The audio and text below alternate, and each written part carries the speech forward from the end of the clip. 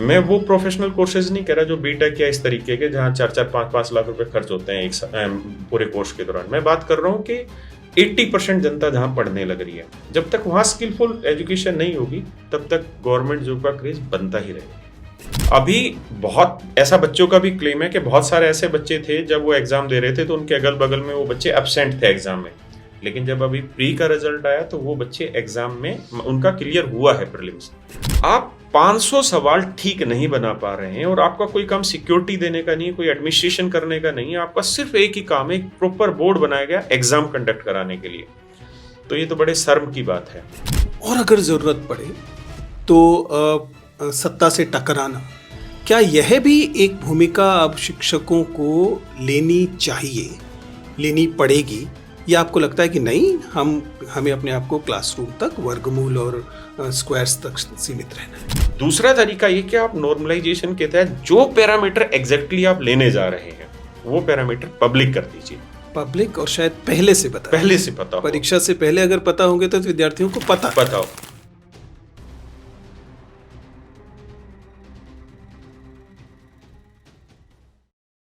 नमस्ते दोस्तों, please sit down में आपका स्वागत है।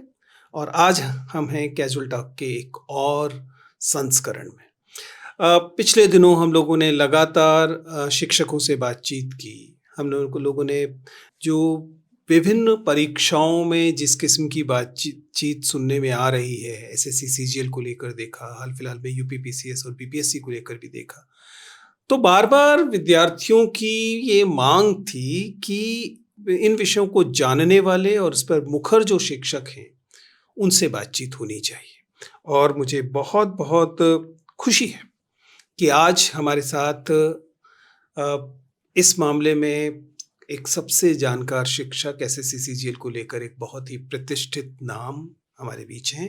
राकेश सर हमारे साथ हैं। राकेश जी, आपका बहुत बहुत स्वागत है कैजुअल टॉक में। राकेश यादव जी, मैं खुद दिल्ली से हूँ और मुखर्जी नगर के तमाम गलियों में राकेश जी एक सेलिब्रिटी शिक्षक हैं और हाल फिलहाल में पिछले 10 सालों में इस क्षेत्र का परीक्षा के जो पूरी उद्योग है उसका जो चरित्र बदला है, जिसमें कि यूपीएससी की बजाय एसएससी एक प्रमुख जगह हो गई है, एक परीक्षा हो गई है। और उसके सबसे लोकप्रिय शिक्षकों में से एक राकेश जी साथ में हैं और क्यों ना हम उनसे सीधी बातचीत करें।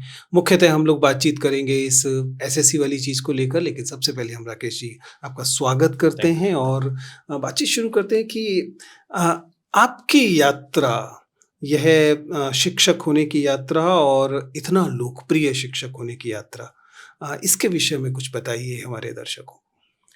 सर, मैं पहले तो गवर्नमेंट जॉब करता था, दिल्ली गवर्नमेंट में मैं टीचर था, लेकिन 2011 में मैंने यूपीएससी की तैयारी करने की सोची थी। जब मैं बहुत अच्छे से सेटल हो गया था, मेरे बच्चे भी थे, शादी भी हो गई थी, तो किसी एक इंसिडेंट की वजह से मुझे लगा कि मुझे भी आईएएस बनना चाहिए।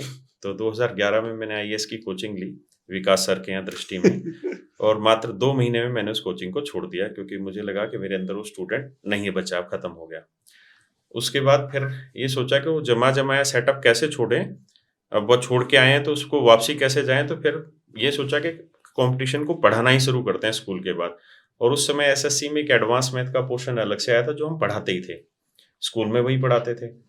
तो उस समय वो नया इंट्रोड्यूस हुआ था, तो फिर 2011 से मैंने नीतू मैडम के यहाँ पढ़ाना शुरू कर दिया था और धीरे धीरे 2014 तक मैं पढ़ाता रहा। फिर मैंने पब्लिकेशन के थ्रू अपनी किताबें निकालनी शुरू की थी और सबसे पहली किताब मैंने निकाली थी सर, एक मैथ की 7300, और उसी ने मुझे आज जहाँ हूँ वहाँ पहुँचाया। उस बुक में पहली बार 2013 में हमने हर सिंगल क्वेश्चन का वीडियो सॉल्यूशन प्रोवाइड किया था, हर सिंगल क्वेश्चन का। उस समय ऐसा कुछ लोग सोच भी नहीं रहे थे और यूट्यूब भी उतना प्रमोटेड नहीं था। तो वो बुक उस समय महीने की लगभग 1 लाख कॉपियाँ निकलती थी। तो वहां से वो धीरे धीरे जर्नी स्टार्ट हुई और बस उसी से धीरे धीरे आगे बढ़ते चले गए। वाह, इंटरेस्टिंग। आपने एक सरकारी नौकरी में थे, उसके बाद तय किया कि सरकारी नौकरी छोड़ेंगे और लोगों को सरकारी नौकरी दिलवाएंगे। ये जो सरकारी नौकरियों का जो एक पूरा का पूरा हवा है चारों तरफ, इच्छा, सपने सरकारी नौकरियों से जुड़ने की, कैसे देखते हैं आप इसे? आपको लगता है कि पूरे देश में इतने सारे बेरोज़गार युवा हैं, सच्चाई ये है कि सबको सरकारी नौकरी नहीं मिल नहीं सकती। मिल दरअसल सकती। उनमें से बहुत कम को ही सरकारी नौकरी मिल सकती है। लेकिन सरकारी नौकरी की चाह इस बड़े पैमाने पर है कि उससे बहुत सारी विसंगतियाँ समाज में सपने के स्तर पर पैदा हो रही हैं। अधिकांश लोग युवा जो हैं वो निराश निराश। युवा हैं, क्योंकि उनमें से अधिकांश का चयन नहीं होने वाला है। बहुत सारे लोगों को तैयारी करते हुए भी पता है कि उनका चयन नहीं होने वाला है। कैसे देखते हैं इस फिनोमिना को? क्योंकि बहुत सारे लोगों का मानना है कि आजकल परीक्षाओं पे जो सवाल उठ रहे हैं उसकी एक बड़ी वजह दरअसल यह विसंगति है। सर बेसिकली क्या है कि आज के समय में जो एजुकेशन सिस्टम है, जो नॉर्मली स्कूलों में बच्चे पढ़ने लग रहे हैं, तो वहाँ कोई एक ऐसा स्किल तो इम्प्रूव कराया नहीं जाता बच्चे का जिसके बिहाफ पे वो प्राइवेट जॉब कुछ बहुत अच्छी पा पाए। और एजुकेशन नेचुरल सी बात है, बहुत महंगी भी है जो प्रोफेशनल एजुकेशन है। और नॉर्मल एजुकेशन के बिहाफ पे आप कोई भी प्राइवेट जॉब लेने जाएंगे तो 10, 12, 15 हज़ार रुपए से ऊपर की जॉब नहीं होती। अभी एक सर्वे था, उसमें था कि लगभग 60% प्राइवेट नौकरियां ऐसी हैं जो 10,000 से 20,000 के बीच में नौकरी देती हैं। और सोशल मीडिया के टाइम में सपने सब देखते हैं और बड़े सपने देखते हैं। सोशल मीडिया उस सपने को बहुत नजदीक से दिखा देता है। तो आदमी ये सोचता है कि मैं उस तक पहुंचूं कैसे। तो आज के समय में आप कोई भी सरकारी नौकरी उठाएंगे, जिसे हम एसएससी जीडी होती है, जो सिपाही लगते हैं, उसकी भी जो पहली सैलरी है ट्रेनिंग के टाइम पे वो करीबन करीबन 42,000 बनती है। तो आप वो डिफरेंस देखिए कि कहाँ 12-13 हज़ार रुपए प्राइवेट जॉब में सैलरी ले रहे हैं और उस जॉब का आपको ये भी नहीं पता कि आप कब तक रहेंगे उसमें। और चूंकि आपने कोई स्किल सीखा नहीं है स्कूलिंग में या कॉलेज में कि कोई एक ऐसा स्किल सीखा जिसके भी आप आगे आप काम कर पाए, तो वहां पे हर गरीब माँ बाप को और हर गरीब बच्चे को अपने सपने सच्चे करने के लिए एक ही रास्ता दिखता है, सरकारी नौकरी पकड़ो। और सरकारी नौकरी के थ्रू वो इजीली धीरे धीरे अपने सारे सपने साकार कर सकता है। इसलिए सरकारी नौकरियों का जो क्रेज है वो आज बहुत ज्यादा है और आने वाले टाइम में ये और तेज गति से बढ़ने वाला है। और इसका और ज्यादा फर्क कोविड टाइम में भी सबको पता चला। कोविड टाइम में कितने प्राइवेट जॉब करने वाले लोग घर बैठ गए और कितने प्राइवेट नौकरी वालों की कितनी बुरी परिस्थितियों से उनको गुजरना पड़ा। तो गवर्नमेंट जॉब ना केवल सैलरी के लिए बल्कि एक श्योरिटी के लिए भी है। आपका सोशल स्टेटस भी इम्प्रूव होता है उससे। तो बहुत सारी ऐसी चीजें हैं जो गवर्नमेंट जॉब की तरफ बच्चे को आकर्षित करती है। लेकिन हाँ, ये भी सच है कि लगभग 4 करोड़ बच्चा हर साल गवर्नमेंट जॉब की तैयारी के लिए आता है, छोटी से लेके बड़ी तक का सभी। और सरकार 4 लाख भी नौकरियां नहीं देने वाली है। लेकिन बच्चे के पास जब तक उसकी उम्र है और जो गरीब माँ बाप है, जो गरीब परिवार का बच्चा है, उसके पास कोई दूसरा विकल्प नहीं है। उसके पास इतना पैसा नहीं है कि वो कोई उद्यम करे या कोई बिजनेस करे। वो जब तक उसकी उम्र है और जब तक उसमें ताकत है, वो पूरी ताकत लगाता है उस कंपटीशन में अपने आप को बनाए रखने के लिए, उस सरकारी नौकरी को पाने के लिए लास्ट एफर्ट तक वो जाता है। इसलिए क्रेज है और आगे भी बढ़ता रहेगा। तब तक बढ़ता रहेगा जब तक हमारे एजुकेशन सिस्टम में स्कूलिंग में और जो स्कूलिंग के बाद ग्रेजुएशन वाला है, जो सस्ती एजुकेशन है, मैं वो प्रोफेशनल कोर्सेज नहीं कह रहा जो बीटेक या इस तरीके के जहां 4-4, 5-5 लाख रुपए खर्च होते हैं पूरे कोर्स के दौरान। मैं बात कर रहा हूँ कि 80% जनता जहां पढ़ने लग रही है, जब तक वहां स्किलफुल एजुकेशन नहीं होगी तब तक गवर्नमेंट जॉब का क्रेज बनता ही रहेगा।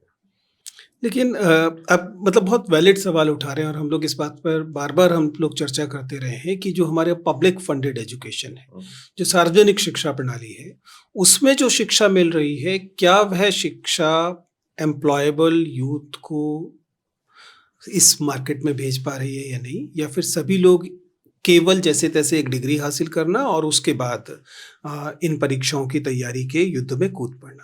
इसी से एक दूसरी विसंगति पैदा होती है जिस पर हम मुख्यतः आज चर्चा करने वाले हैं। आपने कहा कि कुल मिला के इन परीक्षाओं में 4 करोड़ लोग इस हर साल तंत्र में घुस रहे हैं और एक साथ पैरेलल अगर मानकर चलें तो कम से कम 4-5 साल का तंत्र इकट्ठा होगा। लगातार बच्चा आप बात कर रहे हैं 15-20 करोड़ युवाओं की जो दरअसल टकटकी लगा के इन मुट्ठी भर नौकरियों को देख रहे हैं। ऐसे में स्वाभाविक तौर पर सफलता की इतनी कम संभावना आशंकाओं को भी जन्म देती है। बिल्कुल। जैसे ही एक परीक्षा होती है, उस परीक्षा में अगर कोई भी संदेह का बिंदु छूटता है तो लोगों को लगता है कि मानो उनके खिलाफ कोई षड्यंत्र हो ही रहा है। आपको क्या लगता है, अगर हम स्पेसिफिकली इस बार के एसएससी सीजीएल के जो परिणाम को देखें, क्या वास्तव में एक स्कैम है या ये इन्हीं आशंकाओं से पैदा हुआ केवल भय है जो युवाओं को लग रहा है कि स्कैम है? सर देखिए, चीज़ों को 2 तरीके से हमें समझना पड़ेगा कि सरकार खुद उस स्कैम में शामिल है या स्कैम हो नहीं रहा। स्कैम तो हो रहा है, इसमें कोई दो राय नहीं। मेरा खुद का पर्सनल ऐसा मानना है कि लगभग जितनी भी वैकेंसी आती है उसमें 80% ही वैकेंसी ऐसी होती हैं जो आपकी ईमानदारी से फाइट करके लड़ी जाती हैं। 20% पोस्टों पर तो हर बार ऐसा काम होता आया है, ना केवल एसएससी सीजीएल, एमटीएस में ये काम हुआ। अभी थोड़े दिन पहले आपने देखा होगा, पूर्णिया का एक सेंटर है बिहार में, पूर्णिया में, वहां पूरे का पूरा सेंटर इस काम में लिप्त था। और ये केवल एक एक देखिए, जो चोरी पकड़ी गई वही चोरी नहीं कही जाएगी। बहुत सारी ऐसी चोरी जो हो रही है लेकिन पकड़ी नहीं गई, वो भी एक बहुत बड़ा इम्पैक्टफुल है। अभी बहुत ऐसा बच्चों का भी क्लेम है कि बहुत सारे ऐसे बच्चे थे, जब वो एग्जाम दे रहे थे तो उनके अगल बगल में वो बच्चे एब्सेंट थे एग्जाम में, लेकिन जब अभी प्री का रिजल्ट आया तो वो बच्चे एग्जाम में उनका क्लियर हुआ है, प्रीलिम्स। तो ऐसा मेरे पास कोई पुख्ता सबूत नहीं है उसका, लेकिन ये बच्चों ने बताया है कि बहुत सारे ऐसे बच्चे थे जो उनके अगल बगल एब्सेंट थे, लेकिन एग्जाम में उनका क्लियर हुआ रिजल्ट। दूसरी चीज ये है कि देखिए, जहां प्राइवेट लैब में आपके एग्जाम कंडक्ट कराए जाते हैं, आपसे पहले, आज से करीबन 5 से 6 साल पहले जितने भी एग्जाम होते थे गवर्नमेंट स्कूल या गवर्नमेंट कॉलेजों में होते थे। हर आदमी के लिए सरकारी नौकरी की बड़ी कीमत है, वो उसे छोड़ता नहीं था। इसलिए करप्शन के चांसेस गवर्नमेंट स्कूल में बहुत कम होते थे। जब वहाँ एग्जाम कंडक्ट होते थे तो पेपर लीक वगैरह बहुत कम चांसेस होते थे। अब क्या है कि ऐसे-ऐसे इलाकों में लैब बनी हुई हैं, जहाँ आप देखकर हैरान रह जाएँगे कि यहाँ कैसे ये सेंटर अलॉट हो गया। ना तो वहाँ इतना इंफ्रास्ट्रक्चर है, ऐसे-ऐसे सिस्टम, ऐसे-ऐसे डिवाइसेज़ वहाँ रखे हुए हैं, जहाँ बच्चा माउस नहीं चलता, कीपैड दबाता, कीपैड काम नहीं करता, 5-5, 10-10 मिनट बाद सिस्टम ओपन होता है। तो ये समस्याएँ लगातार होती चली जा रही हैं। और इसके अलावा भी बहुत सारी ऐसी लैब है जो इस समय, अभी आपने सुना होगा, एक आरके स्टूडियो लैब है, जिसपे लगातार एक सीक्वेंस में आपको रोल नंबर सेलेक्ट होते मिले और सबसे ज्यादा बच्चे बाकी लैब्स के अकॉर्डिंग उस लैब से सिलेक्ट होते मिले। तो ऐसा कैसे संभव हो सकता है कि 18 लाख बच्चे एग्जाम दे रहे हैं और उसमें किसी कुछ चुनी हुई जो सेंटर है वहां से एक साथ बच्चे सेलेक्ट होने लग रहे हो? तो इसका कोई स्पष्ट तो हमारे पास भी कोई सबूत नहीं है। ऐसा हो तो सकता है, लेकिन 2023 में भी ऐसा हुआ, 2024 में भी ऐसा हुआ। और एसएससी ने भी कुछ जगह पे ऐसी गलतियां की हैं। जैसे अभी 7 दिसंबर को इन्होंने रिजल्ट दिया और अनएक्सपेक्टेड उन्होंने ये रिजल्ट दिया, और जिस समय रिजल्ट दिया उसके थोड़ी देर बाद 2025 का कैलेंडर भी दे दिया, जो कि आज से पहले ऐसी वो नहीं थी, इनकी व्यवस्था नहीं थी। हमेशा जो कैलेंडर था वो थोड़े दिन बाद ही आता है। ऐसा नहीं कि रिजल्ट दिया और रिजल्ट के तुरंत बाद उन्होंने कैलेंडर दे दिया। दूसरा, इसमें एक आशंका की वजह ये कि एसएससी मुखर होके अपना पक्ष कभी भी नहीं रख रही है बच्चों के आगे। बच्चों के हजारों सवाल हैं और उन हजारों सवालों में मैं ये कह सकता हूँ कि 50% तो तार्किक क्वेश्चन है, जो बच्चे वैलिड रीजन के साथ वो क्वेश्चन बनाने लग रहे हैं। लेकिन एसएससी एक भी सिंगल क्वेश्चन का पब्लिकली जवाब नहीं दे रही है। और कई बार जब आप पब्लिकली उस चीज का जवाब नहीं देते हैं तो अपने आप भी बच्चे के दिमाग में वो शक पैदा करता है कि इसके पीछे कारण क्या है। तो मैं ये तो मान रहा हूँ कि स्कैम है, लेकिन मैं इस चीज को मानने के लिए अभी पूरी तरह तैयार नहीं हूँ कि इस स्कैम में एसएससी शामिल है। प्राइवेट लैब हैं जो ये काम लगातार कर रहे हैं, थर्ड पार्टी बहुत सारे लोग हैं जो ये काम करने लग रहे हैं। तो एसएससी इसमें कितने लेवल पे इन्वॉल्व है इसका नहीं पता, लेकिन स्कैम तो हो रहा है। राकेश जी, आपने बहुत गंभीर बिंदु यहाँ उठाए हैं। मुझे लगता है कि शायद दर्शक इसके बारे में और जानना चाहेंगे कि आपका एक तो यह अनुमान या दावा है कि लगभग हर परीक्षा में कम से कम 20% जो है वह ऐसा है जो ईमानदारी से हुई चयन नहीं है। नहीं, यूं 20% माइनॉरिटी लगता है, लेकिन अगर आप 20% को वाकई इस 4 करोड़ की संख्या के हिसाब से देखेंगे तो आपको समझ में आएगा कि यह विश्वास को दरका देने के लिए बिल्कुल पर्याप्त है। दूसरा, आपने ये भी कहा कि संभव है कि एसएससी औपचारिक तौर पर इसमें शामिल ना हो, लेकिन उसे इस स्कैम को या इन अनियमितताओं को रोकने की जिम्मेदारी स्वाभाविक तौर पर एसएससी की है, और एसएससी अगर उसे नहीं पूरी कर पा रहा है तो वह अपने कमीशन से ना सही अपने ओमिशन से इसमें शामिल हो जाए। लेकिन मेरी चिंता, मैं तो एक शिक्षक हूं आपकी तरह, और मैं तो बल्कि विश्वविद्यालय का शिक्षक हूं, इसलिए मेरी चिंता अपने विद्यार्थियों के लिए ज्यादा है। मैं ये मानता हूं कि जब हम युवाओं का भरोसा नियुक्तियों या इस चयन प्रक्रियाओं से टूटते हुए देखते हैं तो हमारा रिपब्लिक, गणतंत्र जो है वो कमजोर होता है। वो इसलिए होता है क्योंकि गणतंत्र का मतलब सिर्फ इतना नहीं है ना कि प्रधानमंत्री और राष्ट्रपति जो हैं वो हेरिडिटरी नहीं होंगे। इसका मतलब ये भी है कि हर पद जो है वह हर एलिजिबल व्यक्ति के लिए यदि वह परिश्रम करे तो उपलब्ध होना चाहिए। वो उसका एक बड़ा हिस्सा छिनता है। बिल्कुल। एक और चीज शायद दर्शक देख पाएंगे कि ये 20% जो बेईमानी से जा रहे हैं पद, वो किस वर्ग, किस समूह के पास जा रहे हैं, क्योंकि ये उसी व्यक्ति के पास जाएंगे जिसके पास सामर्थ्य होगा, या तो कनेक्शंस के माध्यम से या धन के माध्यम से, कि वह सिस्टम को स्क्यू कर सके। बिल्कुल। इसका मतलब है कि ये हम जो पहले से समर्थ है उसे और ज्यादा ताकत दे रहे हैं इस प्रक्रिया से। बिल्कुल। और जो मजबूर है वो बेचारा और भी ज्यादा वंचित हो जाए। आपको क्या लगता है, क्या आपको क्लासरूम में अब युवाओं में ये जो हताशा है, ये जो निराशा है, ये दिखने लगी है, या अभी भी विद्यार्थियों का भरोसा बना हुआ है और वे लग रहे हैं कि चलिए ये एक आध अपवाद थे? क्योंकि एक के बाद एक परीक्षाओं में देखा, हम लोगों ने नीट में देखा, हम लोगों ने जेई में देखा, हम लोगों ने यूपीपीसीएस में देखा, हम लोगों ने बीपीएससी में देखा, एसएससी सीजीएल में भी देख लिया।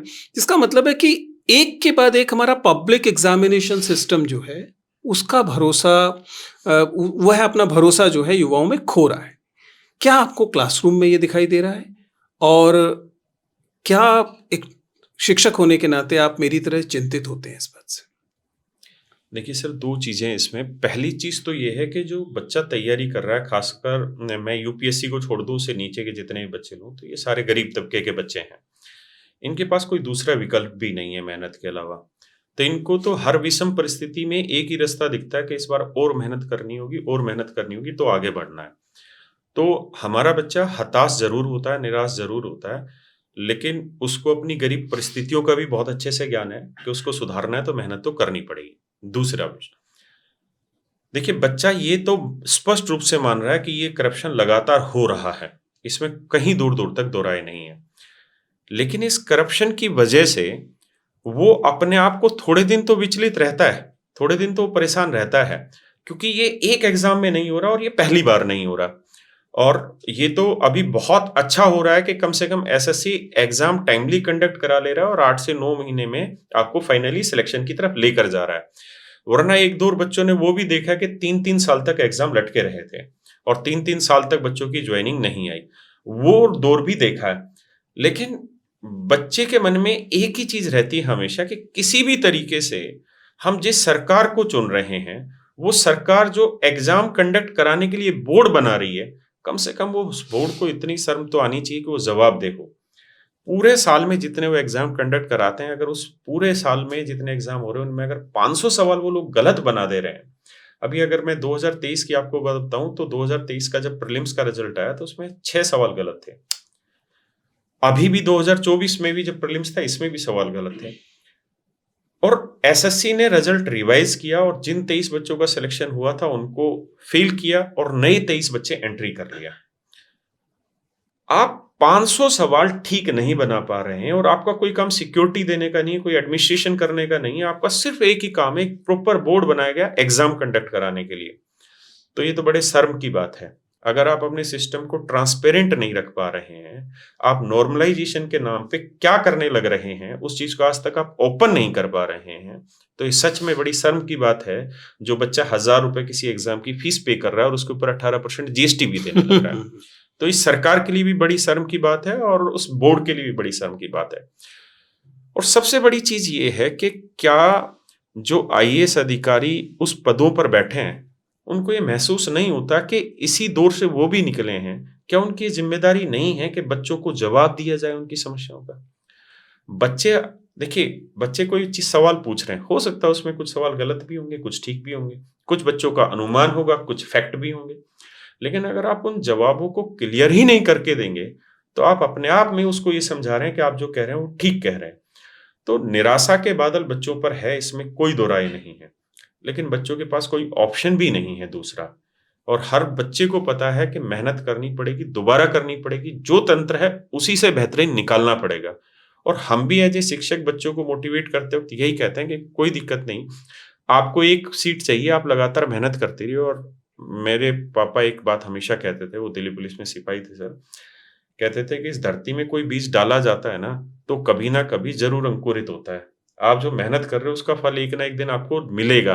हो सकता है इस नौकरी के रूप में ना मिले, दूसरी चीज़ में मिले, लेकिन आप मेहनत करते रहो। तो बच्चों में है निराशा, लेकिन उसका कोई समाधान ना तो सरकार देने को इच्छुक है, और ये एक एग्ज़ाम में नहीं है, हर एक एग्ज़ाम में है। आप अब आप बुरा नहीं मानिएगा, यूपीएससी में भी तो अभी एक आईएएस वो पूजा खेड़कर का इश्यू आपके सामने आया था, है ना? तो जब इतने बड़े-बड़े बोर्ड में ये काम होने लग रहे हैं कि अंडर द टेबल कुछ तो गड़बड़ी हो रही है, तो एसएससी में तो बहुत ज़्यादा हो रही है। राकेश जी, आपने बहुत इम्पोर्टेंट एक दिशा में इसे लेके गए हैं। आप कह रहे हैं कि यूं युवा निराश है, लेकिन बेबस है, उसके पास और कोई विकल्प नहीं विकल्प है। नहीं। इसलिए वह मजबूरन इसी तंत्र में, इसी चक्की में लगातार पिस रहा है। आपने ये भी कहा कि हम शिक्षकों के पास भी उनको देने के लिए कुछ है नहीं। पिछले 2-4-5 सालों में हुआ ये है, और आपने भी महसूस किया होगा, आप बल्कि मतलब हम सभी उसमें शामिल हैं, लेकिन आप और निकटता से इसे देख रहे हैं कि कुछ शिक्षक हुँ, अचानक उनके पास जो प्रभाव है हुँ, वो गैर आनुपातिक तौर पर बढ़ा है। आप हुँ, पहले एक सरकारी स्कूल में शिक्षक थे, मैं विश्वविद्यालय में शिक्षक हूँ। हुँ, शिक्षकों को हम ये तो नहीं कहेंगे कि उनकी इज्जत नहीं होती थी, सम्मान मिलता था, लेकिन उनका प्रभाव हुँ, जिस पैमाने पे आज हुँ, आपका प्रभाव है, लाखों जो शिक्षक हैं वो हुँ, विद्यार्थी हैं वो आपकी तरफ देखते हैं। हुँ, ऐसे ही कुछ और शिक्षकों के साथ भी हम ऐसा देखते हैं। और जब ये विद्यार्थी हताश होते हैं, हुँ, तो स्वाभाविक तौर पर वो केवल सरकार की तरफ नहीं देखते, वो हम शिक्षकों की तरफ भी देखते हैं। हम बिल्कुल, लोगों ने पिछले दिनों जब 3 विद्यार्थियों की मौत हुई बिल्कुल। करोल बाग के क्षेत्र में, तो देखा कि विद्यार्थी बेचारे सड़कों पर थे हुँ, और वो अपने शिक्षकों की तरफ देख रहे थे। हुँ, और वो सरकार से ही हताश नहीं थे, उनमें से कुछ लोग अपने शिक्षकों से भी हताश थे। उन्हें लगा कि उनके शिक्षकों ने इस संकट के समय में उनका साथ नहीं दिया है। ऐसा हम बीपीएससी के मामले में हाल-फिलहाल में देख रहे देख रहे हैं, हमने यूपीपीसीएस के मामले में भी देखा। आपको क्या लगता है कि अब आप जैसे जो लोकप्रिय शिक्षक हैं, आप हैं और अन्य लोग हैं, नीट के मामले में भी हमने बिल्कुल यही देखा था। उन्हें केवल इस बात की चिंता करनी है कि क्लासरूम में एनरोलमेंट्स बढ़े रहें, या इस हताशा में, इस निराशा में अपने विद्यार्थियों का हाथ थामना, और अगर ज़रूरत पड़े तो सत्ता से टकराना, क्या यह भी एक भूमिका अब शिक्षकों को लेनी चाहिए, लेनी पड़ेगी? या आपको लगता है कि नहीं, हमें अपने आप को क्लासरूम तक, वर्गमूल और स्क्वायर्स तक सीमित रहना है? नहीं सर, ऐसा नहीं है। टीचर्स वो भूमिका बराबर ले रहे हैं, एक आध केस को अगर हम छोड़ दें। जैसे अभी बीपीएससी में खान सर ने वो भूमिका ली, बिहार में बहुत सारे टीचर थे जिन्होंने वो भूमिका ली। यूपीएससी में जब सीसेट हुआ तो विकास द्विवेदी सर ने वो भूमिका ली। एसएससी में जब 2017 में 2013 में बहुत बड़ा करप्शन का केसेस हुए, उस समय एक सीफी करके टेस्ट, जिसे जैसे इस समय टीसीएस है, उस समय सीफी एग्जाम कंडक्ट कराती थी। तो नीतू मैडम के मार्गदर्शन में बहुत बड़ा आंदोलन चला, बहुत दिन आंदोलन चला। उस आंदोलन में करोड़ों रुपए खर्च होते हैं जब इतने बड़े आंदोलन होते हैं। महीनों भर आंदोलन चल रहा है, तो ऐसा नहीं कि टीचर नहीं है। उस समय तरीका अलग था, आज तरीका अलग है। देखिए, ये तो कहना बड़ा सिंपल सी बात है कि सरकार से टकराना हर किसी में हिम्मत नहीं होती, और इतना आसान भी नहीं है, और खासकर उन लोगों के लिए जो उद्यम चलाते हैं, ठीक उनके लिए बात तो है। बहुत मुश्किल काम है। लेकिन एज ए टीचर हमारे पास क्या है, एक प्लेटफॉर्म है जिसके थ्रू हम अपनी आवाज को बुलंद कर सकते हैं। बच्चों के पास शायद वो प्लेटफॉर्म नहीं होता जो उस आवाज को बुलंद करे। उन चीजों को बुलंद करने के ही प्रोसेस में आज हम आपके साथ बैठे हुए हैं। उसी चीज को बुलंद करने के लिए हम यूट्यूब पे लगातार आवाज उठा रहे हैं। हमारे यहीं पे एक टीचर पढ़ाते हैं, अभिनय सर, वो लगातार इस आवाज को उठाने लग रहे हैं, और बहुत सारे टीचर इस आवाज को उठाने लग रहे हैं। हम खुद इस आवाज को उठा रहे हैं, और साथ के साथ अभी हम कोर्ट की तरफ भी जाने लग रहे हैं। लेकिन हमें जो इतने सालों का अनुभव है वो ये कहता है कि हमें आवाज़ उठानी चाहिए, पर लोकतांत्रिक तरीके से ही आवाज़ उठानी चाहिए। हम किसी ज़ाहिर भी है। रूप से उस चीज़ को इतना उबाल में नहीं लाना चाहते कि उसका परिणाम एक दिन बच्चों को भुगतना पड़े। देखिए, जो प्रदर्शन में छाती आगे लेके चलेगा, डंडे भी उसी के पड़ेंगे और करियर भी उसी का खराब होगा, है ना? दूसरा ये कि हम कोर्ट कचहरी में भी बहुत ज़्यादा इंटरेस्टेड नहीं हैं, खासकर इस वाले मैटर पे। कारण क्या है कि 2017 में हमने वो दौर देखा है कि आपका एक बार स्टे लग गया, तो स्टे के बाद फिर आप 2 साल, 3 साल उन जो टेन्योर होता है बच्चों का, जो तैयारी का एक राइट टाइम होता है, जब आप ग्रेजुएशन करते हैं, तो वो पीक टाइम होता है अपने करियर को गवर्नमेंट की जॉब की तरफ ले जाने के लिए तैयार करने का। और उन 3 साल अगर लगातार कोई वैकेंसी आए ही ना, इसलिए क्योंकि कोर्ट में स्टे लगा हुआ है, तो हम वो भी नहीं चाहते कि कोर्ट का स्टे हो। हम ये चाहते हैं कि हम जितना हो सके सोशल मीडिया के थ्रू प्रेशर अभी इनिशियल स्टेज पे क्रिएट करें। हम चाह रहे हैं कि जिस सरकार को हमने चुन के भेजा है, जो सरकार हमसे फॉर्म के ऊपर भी 18% जीएसटी लेने लग रही है, जो बच्चा हमें ऑनलाइन एजुकेशन में फीस देता है उसके ऊपर भी 18% जीएसटी लेने लग रही है। एटलीस्ट उस सरकार को इतनी समझ होनी चाहिए कि ये मामला करोड़ों बच्चों के साथ होने लग रहा है। और आप उस बच्चे को मत देखिए, आप ये भी देखिए कि गरीब बच्चे के साथ उसके का घर पूरा के 4 परिवार। लोग भी आश्रित हैं उसके ऊपर। और मैं आपको सच मायने में बताऊँ तो बहुत सारे ऐसे बच्चे आते हैं जो हमसे मिलते हैं, कहते हैं सर हमारे यहाँ एक भैंस थी, 2 गाय थी, वो बेची माँ-बाप ने, उसके बाद बोला कि तू अब कोचिंग पढ़ने चला जा। तो गरीब आदमी के पास कमाने का सोर्स क्या है? खेती, गाय-भैंस, अगर आप उस परिवेश को जानते हैं तो। लेकिन अगर आप उस कमाई के साधन को ही बेच के बच्चे की तैयारी कर रहे हैं, तो आप सोचिए कि उस बाप की उम्मीदें कितनी होगी, जो सिर्फ़ इसलिए बैठा कि मेरा बेटा वहाँ 2 साल से तैयारी कर रहा है और उसका सिलेक्शन होना है सरकारी नौकरी में, उसके कंधे कितनी बुरी तरह गिर रहे हैं। तो सरकार को भी समझना चाहिए कि उन्हीं ने ही वोट देना है, वही लोग आपको वोट देते हैं, वही लोग आपको ज़िंदा रखते हैं हमेशा। और किसी भी रूप में हर आदमी को अपनी जहाँ-जहाँ वो है, अपनी आवाज़ बुलंद करनी होगी, चाहे वो क्लर्क हो या कोई आईएएस ऑफिसर जो टॉप पोस्ट पे बैठा हो। आपको एक बार तो ईमानदारी के लिए खड़ा होना ही पड़ेगा, नहीं तो जो आप आज चुप रह रहे हैं, कल यही सेम स्थिति आपके साथ भी आएगी जब कोई आपके लिए नहीं बोलेगा। तो टीचर बराबर इस चीज़ के लिए आवाज़ उठा रहे हैं, बढ़िया से आवाज़ उठा रहे हैं, लेकिन हाँ, उनकी भी एक लिमिट है, क्योंकि हमने पीछे एक बार रेलवे का प्रोटेस्ट देखा था, जहाँ दिल्ली से बैठ के टीचरों ने सबने आवाज़ उठाई, लेकिन सब पे एफआईआर कटी और आज भी कोर्ट की तारीखें भुगतते हैं। तो वो 2 दिन का आंदोलन तो सब देखते हैं, लेकिन उस 2 दिन के बाद जो पीछे का दर्द होता है, वो शायद हम ही जानते हैं बहुत अच्छे से। तो हम आंदोलन में पूरी तरह बच्चों से ज़्यादा तेज़ आवाज़ में आवाज़ उठा रहे हैं, लेकिन हम उसको प्रॉपर तरीका चाहते हैं कि उसका समाधान निकले। और ख़ासकर ये जो नॉर्मलाइज़ेशन नाम की बीमारी है, ये एक ऐसा शब्द है जिसके बैनर के नीचे आप कुछ भी कर सकते हैं। अगर मान लीजिए मुझे आपको सेलेक्ट कराना है, तो आपका सिस्टम मुझे सिर्फ़ ये कहना है कि 5 मिनट नहीं चला, तो आपका सिस्टम 5 मिनट ऑपरेट नहीं हुआ कंप्यूटर जिस पे आप एग्ज़ाम दे रहे थे। तो उस 5 मिनट की भरपाई के लिए मैं नॉर्मलाइज़ेशन में आपका स्कोर कितना भी बढ़ा सकता हूँ और उसके लिए कोई पारदर्शिता नहीं होगी। आप कोर्ट नहीं जा सकते, आप कहीं नहीं जा सकते क्योंकि वो मेरा डिसीज़न है। तो इसका मतलब ये है कि उस मायने में अगर हम देखें, तो आप ये कह सकते हैं कि सिलेक्टिज़्म है, मैं जिसको चाह रहा हूँ, उसके लिए मैं वो काम कर दे रहा हूँ। राकेश जी, आप तो गणित के शिक्षक हैं और चूंकि नॉर्मलाइजेशन पे बार-बार बातचीत हुई है, हमने पिछली बार भी एक बार इस पे चर्चा की थी, लेकिन इसको थोड़ा-सा गणितीय तरीके से समझाएं कि नॉर्मलाइजेशन की प्रक्रिया में पारदर्शिता संभव क्यों नहीं है? ऐसा क्यों नहीं हो सकता कि एसएससी ये बता दे या जो भी परीक्षा लेने वाली एजेंसी है वो ये बता दे कि ये अलग-अलग शिफ्ट में होने के कारण ये फॉर्मूला लगा है, मतलब उसका गणितीय फॉर्मूला सामने क्यों नहीं आता?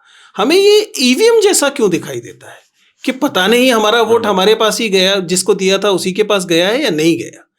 कोई पारदर्शी तरीका नहीं है गणितीय तरीके से? नहीं, ये नॉर्मलाइजेशन तो ईवीएम से भी खतरनाक है। यहाँ ईवीएम में कम से कम आप वोट डालते तो वीवीपैट के थ्रू आपको एक पर्ची तो मिलती है, यहाँ तो आपको पर्ची भी नहीं मिलती है। सर देखिए, एक बात को आप समझिए, मैं एज ए मैथ के टीचर ही आपको एक एग्जांपल देता हूँ। मैं 2 सवाल बनाता हूँ आपके लिए, सेम फार्मूला होगा, सेम कॉन्सेप्ट होगा, सेम लैंग्वेज होगी, बस डाटा में सिर्फ और सिर्फ 19-20 का ही फर्क होगा, बहुत फर्क नहीं होगा। लेकिन एक क्वेश्चन को सोल्व करने में 10 सेकंड लगेंगे और एक क्वेश्चन को सोल्व करने में 40 सेकंड लग सकते हैं।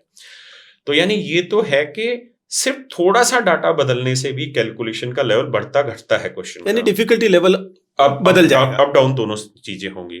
तो हम ये तो नहीं कह सकते कि अगर डाटा बदला फिर भी दोनों बच्चों के लिए बराबर सिचुएशन है, नहीं, बराबर सिचुएशन नहीं है। एक बच्चे का टाइम ज्यादा लग गया तो उसकी सिलेक्शन की जो अपॉर्चुनिटी वो कम हो जाएगी, और जिसका कम समय लगा उसकी ज्यादा हो जाएगी। लेकिन हो कहाँ रहा है, हो क्या रहा है, गलती कहाँ है एसएससी की, कि नॉर्मलाइजेशन सिर्फ क्वेश्चन पे ही नहीं हो रहा है, बहुत सारी और चीजों को लेके हो रहा है। जैसे मैंने आपको कहा, किसी सेंटर पे सिस्टम लेट चला, वो नॉर्मलाइजेशन की जरूरत ही नहीं है वहां पे।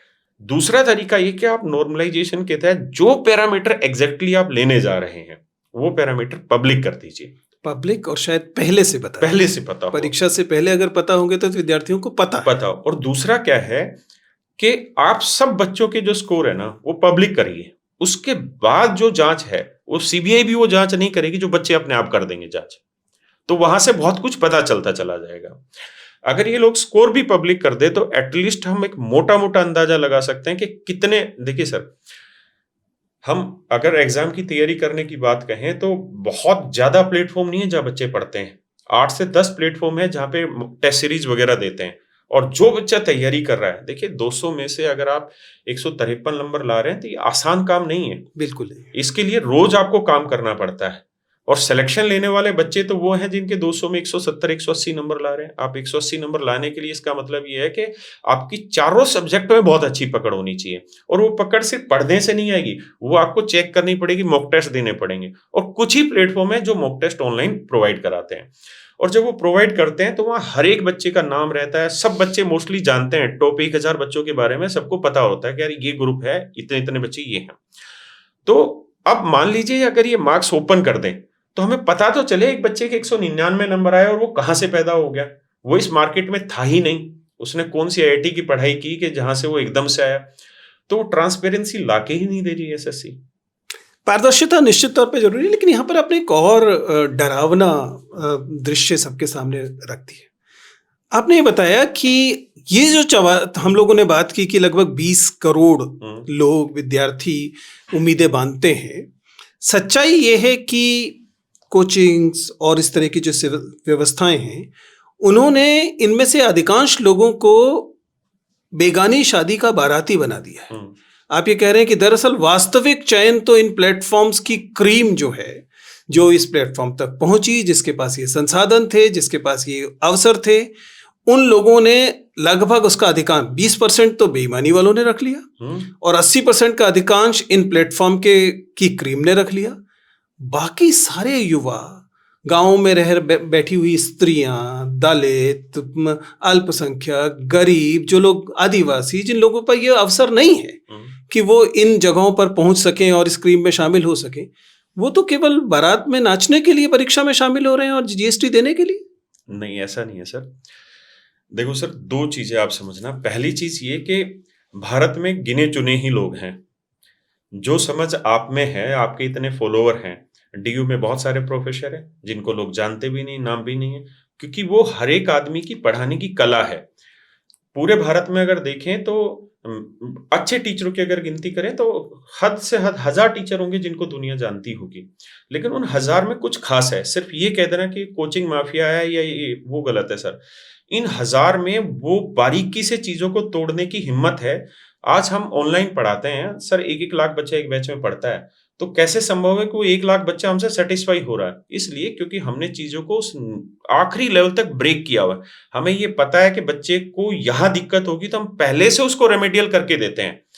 तो ये तो तय है कि हमेशा जो कोचिंग है उसको गलत नजर से देखा जाएगा, लेकिन शायद कुछ लोग इसमें अपनी कमजोरी छिपा रहे हैं। हमें ये भी समझना होगा कि स्कूलों में दिल्ली की अगर मैं बात करूं तो 1 लाख टीचर होंगे, लेकिन अगर हम 11th-12th की बात करें तो पूरे भारत में मुश्किल से मुश्किल 50 टीचर है जो फेमस है। वो फेमस इस वजह से हैं क्योंकि उनकी पढ़ाने का जो तरीका है वो इतना अद्भुत है कि उसके बराबरी कोई कर नहीं पा रहा। देखिए, आप ज्ञान में बराबरी कर सकते हैं, लेकिन जो पढ़ाने की टीचिंग स्टाइल है उसकी बराबरी नहीं, वो पैदा नहीं होगी। वो सबको अपने अंदर खुद ही लानी पड़ेगी धीरे धीरे करके। और वो ऐसी नहीं है कि मैं आप मुझे सिखाए और मैं सीख जाऊं, तो वो ऐसी चीज नहीं है। दूसरी चीज ये थी, लेकिन इससे वो जो वंचित रह गए, नहीं, वंचित वो मामला नहीं सेटल हुआ। मैं उसी पे ला रहा हूं सर दूसरे पॉइंट पे कि वंचित कोई नहीं है। देखिए, जब तक ऑफलाइन कोचिंग थी, जब तक हम डिजिटलाइज नहीं थे पूरी तरह, तब तक तो बहुत बड़ी समस्या थी कि गरीब आदमी से कोचिंगें बहुत दूर थी, कोसों दूर थी। लेकिन अब है ऑनलाइन। जियो जब से आया है उसके बाद इंटरनेट क्रांति है भारत में, सबके पास इंटरनेट मोस्टली अवेलेबल है। फोन भी लगभग लगभग सस्ते फोन सभी के पास अवेलेबल है। कंपटीशन इतना ज्यादा बढ़ चुका है कि आपको पूरे एसएससी एग्जाम की तैयारी मात्र 1,000 रुपए से कम फीस में हो जाती है।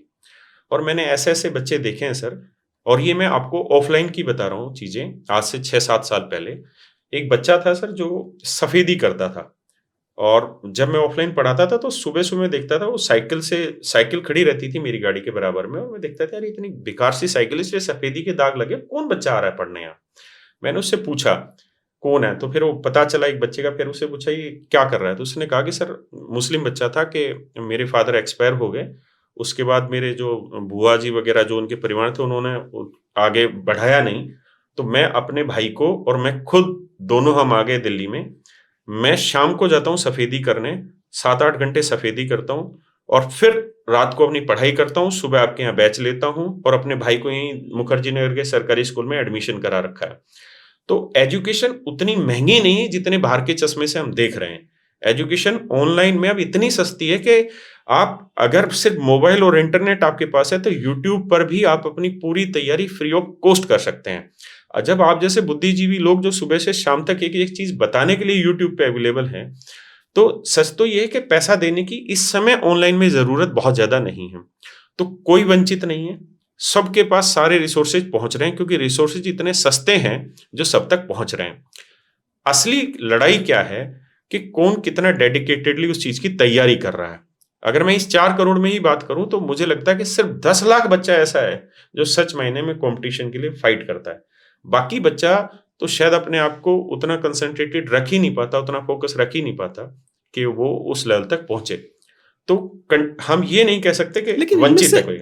राकेश जी, इनमें से कोई सी भी चीज गणित नहीं बदलेगी, और गणित सीधा सीधा है कि इन 4 करोड़ में से 17,000, 12,000, 10,000 जो भी नंबर हर बार होता है, इसका मतलब है कि प्रतिशत तो आप पढ़ा ही रहे हैं, आप समझ सकते हैं कि कितने प्रतिशत की असफलता तय है। इसका मतलब है कि डिफॉल्ट पोजीशन ये है कि आप असफल होंगे।